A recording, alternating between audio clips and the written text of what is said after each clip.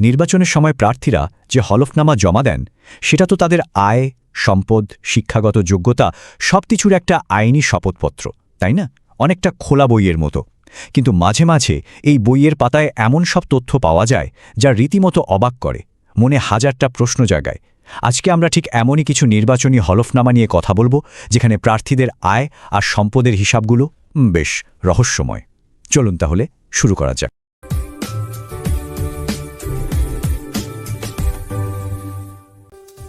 একবার ভাবুন তো, একজন প্রার্থী বলছেন তিনি লেখক, কিন্তু তার লেখা কোনো বই খুঁজে পাওয়া যাচ্ছে না। আবার আরেকজনের সম্পদ বলতে গেলে রাতারাতি বেড়ে গেছে কয়েক গুণ। কিভাবে সম্ভব এটা? ঠিক এই প্রশ্নগুলো নিয়েই আমাদের আজকের আলোচনা। আমরা দুটো আলাদা সোর্স থেকে পাওয়া তথ্য পাশাপাশি রেখে দেখব এই রহস্যের জট আখির খোলে কিনা। তো প্রথমে যে কেসটা নিয়ে কথা বলবো সেটা খুবই ইন্টারেস্টিং। একজন প্রার্থী যার পেশা লেখালেখি, অথচ তার লেখার কোনো হদিশ মেলাই ভার। এই যে স্ক্রিনে দেখছেন, ইনি হলেন মো গোলাম সারওয়ার তুষার। তিনি জাতীয় নাগরিক পার্টির যুগ্ম আহ্বায়ক আর লড়ছেন নরসিংদী ২ আসন থেকে। আর তার দেওয়া হলফনামা থেকেই কিন্তু আমাদের এই গল্পের শুরু।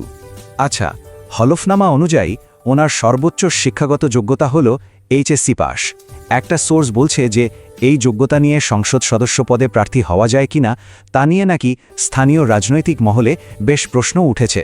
এবার আসা যাক সবচেয়ে মজার পার্টটাতে। হলফনামায় তিনি নিজের পেশা কি লিখেছেন জানেন? লেখক।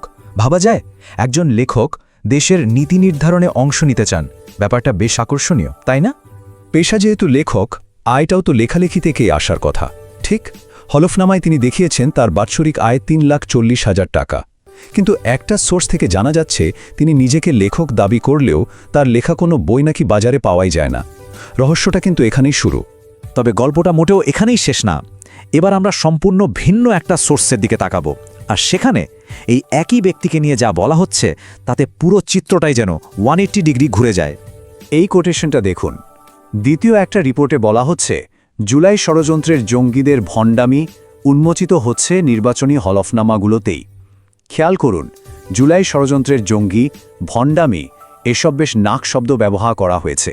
মানে বোঝাই যাচ্ছে এখানে একটা বেশ সিরিয়াস রাজনৈতিক অভিযোগ আনা হচ্ছে। তাহলে ব্যাপারটা কি দাঁড়ালো? একদিকে একটা রিপোর্ট বলছে তিনি একজন লেখক, বছরে আয় ৩.৫ লাখ টাকার মতো। আর অন্যদিকে আরেকটা রিপোর্ট তাকে সরাসরি জুলাই জঙ্গি আর প্রতারক বলছে।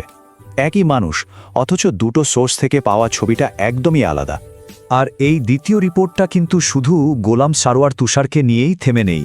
এখানে আরও কয়েকজন প্রার্থীর নামও সামনে আনা হয়েছে, আর তাদের আয় এবং সম্পদ নিয়েও বেশ গুরুত্বপূর্ণ কিছু অভিযোগ তোলা হয়েছে। চলুন সেটাও একটু দেখে নেওয়া যাক। গোলাম সারওয়ার তুষারের পাশাপাশি নাহিদ, হান্নান মাসুদ, সার্জিস আর হাসনাত আবদুল্লাহ এই নামগুলোও রিপোর্টে এসেছে। আর প্রত্যেকের বিরুদ্ধেই আয় আর সম্পদ নিয়ে প্রশ্ন তোলা হয়েছে। যেমন ধরুন নাহিদের কথা, পেশায় তিনি একজন কনসালটেন্ট বা পরামর্শদাতা, আর তার বাৎসরিক আয় দেখানো হয়েছে ১৬ লাখ টাকা। দ্বিতীয় রিপোর্টটি কিন্তু তার এই আয়ের উৎস নিয়ে সন্দেহ প্রকাশ করেছে। এবার হান্নান মাসুদের ব্যাপারটা দেখুন। এই চার্টটা দেখলেই বিষয়টা পরিষ্কার হবে। দ্বিতীয় রিপোর্টটার দাবি হচ্ছে খুবই অল্প সময়ে হান্নান মাসুদের সম্পদের পরিমাণ গিয়ে দাঁড়িয়েছে ৯৮ লাখ টাকায়। চার্টেই দেখতে পাচ্ছেন এই অ্যামাউন্টটা তার বাবার দেখানো সম্পদের চেয়েও প্রায় ৫ গুণ বেশি। এত দ্রুত সম্পদ বাড়ল কিভাবে, এই প্রশ্নটাই তোলা হয়েছে। হাসনাত আবদুল্লার ক্ষেত্রেও একটা অসামঞ্জস্যের কথা বলা হচ্ছে। অভিযোগটা হলো, একটা টিভি টক শোতে তিনি নাকি নিজেই বলেছিলেন যে তার আয়ের অনেকগুলো সোর্স আছে, যেমন ডিরেক্টরের ফি, প্রফিটের শেয়ার, আবার কোর্স বিক্রি। কিন্তু মজার ব্যাপার হলো, হলফনামায় তার মোট সম্পদ দেখানো হয়েছে মাত্র ৫০ লাখ টাকা। এখন প্রশ্ন হলো, এতগুলো আয়ের উৎস থাকার পরেও সম্পদের পরিমাণটা কি একটু কম হয়ে গেল?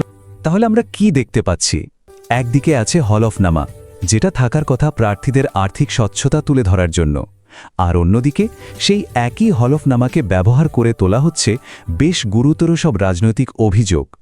আর সবশেষে দ্বিতীয় রিপোর্টটার চূড়ান্ত অভিযোগটা কিন্তু আরও ভয়ঙ্কর। সেখানে বলা হচ্ছে এই ব্যক্তিরা নাকি এক বিশাল ষড়যন্ত্রের অংশ, আর তাদের উদ্দেশ্য হল গণতন্ত্র বিলুপ্ত করা।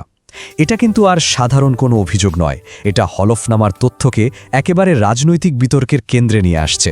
তাহলে শেষ পর্যন্ত প্রশ্নটা এটাই থেকে যায়, এই নির্বাচনী হলফনামাকে কিভাবে দেখা উচিত? এটা কি আসলেই প্রার্থীদের স্বচ্ছতার একটা আয়না, নাকি এটা প্রতিপক্ষকে ঘায়েল করার একটা রাজনৈতিক অস্ত্র হয়ে উঠেছে? এর উত্তরটা হয়তো আমাদের সবাইকে মিলেই ভাবতে হবে।